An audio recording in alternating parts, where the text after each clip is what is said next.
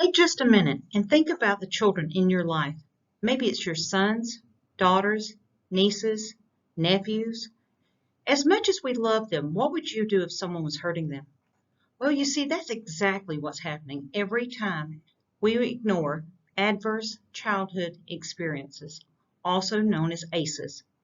Not only does it affect children, it can also show up as your neighbor who was recently diagnosed with high blood pressure and diabetes, your grandfather who suffered a stroke, the little girl who has asthma, the college student who struggles with anxiety or depression, or the newborn baby with low birth weight. Adverse childhood experiences, or ACEs, are events that occur before the age of 18 that can cause trauma. Stress from the 10 ACEs listed can cause changes that affect brain and body development. These can lead to physical and mental health problems later in life, as well as increased risk of substance abuse.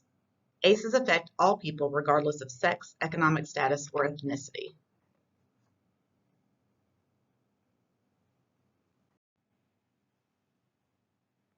67% of adults have experienced at least one ACE, though the actual number may be much higher due to the shame and guilt associated with this type of experience. 1 in 6 adults have 4 or more ACEs, and females and minority groups are at higher risk. The most common ACEs are parental separation or divorce and economic hardship. It's important to remember that when you participate in a screening, you do not need to share which items you have experienced, just the total number.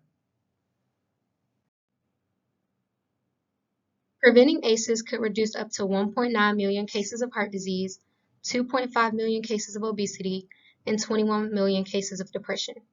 Currently, Georgia is ranked number 47 out of 51 for mental health workforce availability. 5 of 10 of the leading causes of death in America are associated with ACEs. It is estimated that the economic cost across a person's lifetime for ACEs is about $748 billion.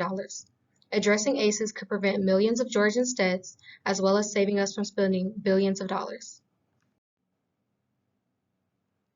On June 16, 2021, a policy was introduced to Congress called the Rise from Trauma Act, which establishes and extends various programs to coordinate and support services for infants, children, youth, and families who have experienced or may experience trauma.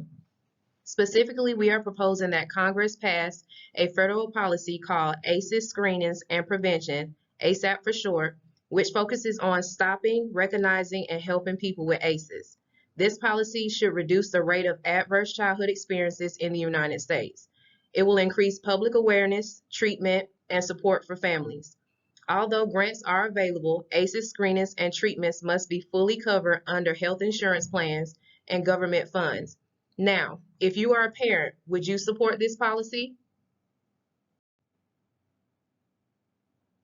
As a father of one, it's imperative to have a good sense of self-awareness.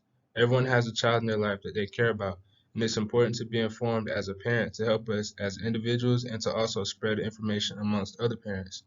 The importance of being informed of ACEs helps with better parenting, and if we are presented with this information early on, even before we have children, it can serve as a jumpstart for us as individuals in society and eventually together as a community.